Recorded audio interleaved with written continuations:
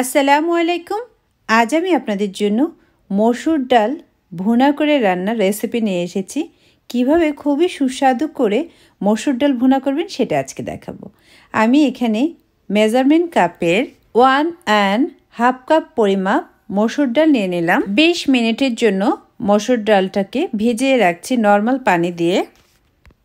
20 minute পর আমি মসুর ডালটাকে এখন রান্না করে নিচ্ছি। একটা প্যানে নিয়ে নিলাম 2 টেবিল স্পুন পরিমাপ কুকিং অয়েল। এখন এর মধ্যে দিয়ে দিচ্ছি হাফ টিস্পুন পরিমাপ আস্ত জিরা। হালকা করে ভেজে নেওয়ার পর এখন এর সাথে দিয়ে দিচ্ছি হাফ কাপ পরিমাপ পেঁয়াজ কুচি। পেঁয়াজ 2-3 মিনিট ভেজে নেব, একদম ব্রাউন কালার হওয়ার দরকার নেই। এই পর্যায়ে আমি দিয়ে দিচ্ছি 1 টিস্পুন পরিমাপ আদা রসুন পেস্ট। আদা রসুন পেস্টটা দেওয়ার পর 2-3 মিনিট ভেজে নেব। এখন এর সাথে দিয়ে দিচ্ছি হাফ টিস্পুন পরিমাপ হলুদ গুঁড়ো। আমি মশলা কষানোর জন্য পানি ব্যবহার করছি না, তাই একটা করে মশলা দিব আর ঠিক এভাবে একটু নেড়ে নেব। মরিচ গুঁড়ো দিয়ে দিলাম হাফ টিস্পুন পরিমাপ।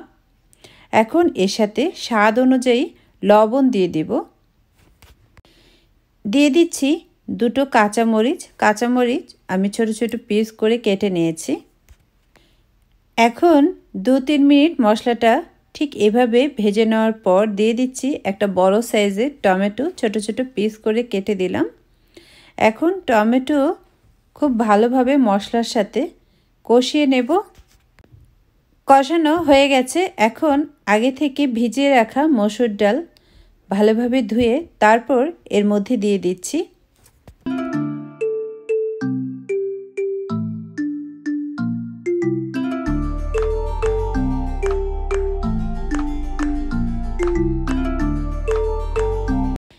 এখন মসুর ডাল খুব ভালোভাবে কষিয়ে নেব 4-5 মিনিটের জন্য। আমি মসুর ডাল খুব ভালোভাবে কষিয়ে নিয়েছি। এখন দিয়ে দেব পরিমাণ মতো পানি। আর ঘন মসুর ডাল এবং তারকা ডাল একটু কিন্তু পানি কম দিতে হয়। আমি এখানে মেজারমেন্ট কাপের 2 কাপ পরিমাপ পানি দিয়ে দিচ্ছি। এখন ডালটা খুব ভালোভাবে সেদ্ধ করে নেব। ভালোভাবে সেদ্ধ হয়ে গেলে আমি একটা ডাল ঘুটনির মাধ্যমে ডালটাকে খুব ভালোভাবে ঘুটে নেব। আপনারা চাইলে হ্যান্ড ব্লেন্ডার দিয়েও কিন্তু ঘুটে নিতে পারেন। তবে ভুনা মসুর ডাল এবং তারকা ডাল একটু ডাল ঘুটনি দিয়ে ঘুটে নিলেই কিন্তু ভালো লাগে দেখতে। তো ডালটা সেদ্ধ হয়ে গেছে। এখন আমি ডাল ঘুটনি দিয়ে একটু ঘুটে নিচ্ছি।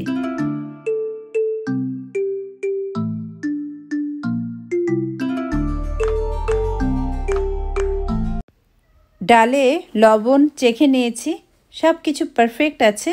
এখন আমি একটা ফোড়ন দিব। আমি একটা প্যানে নিয়ে নিচ্ছি 1 টেবিল স্পুন পরিমাপ কুকিং অয়েল। দিয়ে দিচ্ছি 1 টেবিল স্পুন পরিমাপ রসুন কুচি। এখন রসুনটাকে 2-3 মিনিট ভেজে নিতে হবে। হালকা ব্রাউন কালার হয়ে আসলে এখন এর সাথে দিয়ে দিচ্ছি 1/4 টিস্পুন আস্ত জিরা। দিয়ে দিব 3টা শুকনো মরিচ। যে যেমন ঝাল পছন্দ করেন মরিচটা ঠিক সেভাবেই কিন্তু দিয়ে দিতে হবে। এখন মরিচ সহ খুব ভালোভাবে ভেজে নেব। যখন দেখব মরিচটা একদম ভাজা হয়ে গেছে তখনই এই তেলের ফোড়নটা ডালের মধ্যে দিয়ে দেব।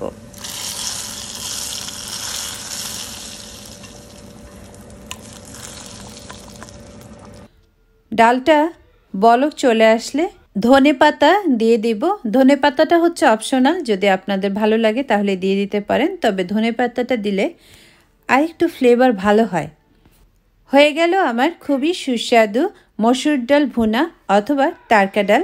আমার রেসিপি যদি আপনাদের ভালো লাগে অবশ্যই ট্রাই করবেন। সবাই খুব বেশি ভালো থাকবেন, আমার জন্য দোয়া করবেন। আল্লাহ হাফেজ।